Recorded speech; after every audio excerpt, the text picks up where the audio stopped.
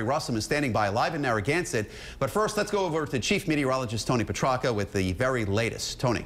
Well, the stormy weather that we have tonight, the rain, and especially the strong gusty wind at the South Shore, actually not associated with Hurricane Joaquin. It's a different weather system, but some gusty wind nonetheless. Take a look at live Pinpoint Doppler 12 radar, and so far about inch to inch and a half of rain with more to follow during the overnight into tomorrow morning.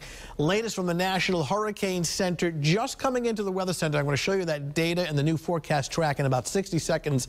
In the meantime, the threat tracker now through Saturday in the medium category. And the reason why, we actually have a high wind advisory, which is in effect until 11 o'clock in the morning for the South Shore. Winds gusting at times 45, even 50 miles per hour. But even beyond 11 a.m. tomorrow, the winds will still be rather gusty, especially near the coastline. It is raw and chilly in Providence now, 50. Feels more like 44. That is your wind chill. The wind sustained at 20. But again, near the coastline, winds have been sustained at times 30, 35 miles per hour. So really howling along the coast right now with all this moisture coming back. It's not producing any flooding or street flooding, but certainly a wet night. That'll spill over into at least tomorrow morning. Meanwhile, Hurricane Joaquin still maintains major category strength. Category 3 hurricane, top winds of 125 miles per hour. So the wind speed has come down a little bit, but still a large and powerful storm finally moving away from the Bahamas. It's now moving north and northeast and starting to accelerate a little bit.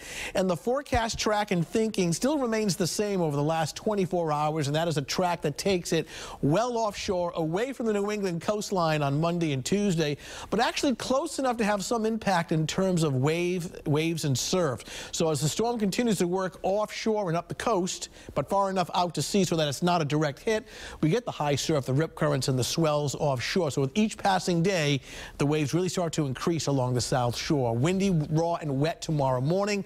Mid-50s. I don't think the rain is real heavy, but it's a wet, kind of a damp day, and the wind's still strong across the coastline. Slightly drier tomorrow afternoon, meaning probably just some sprinkles, nothing more than that. But temperatures still chilly in the mid-50s and still on the windy side, but the strongest wind would be during the morning and especially along the South Shore.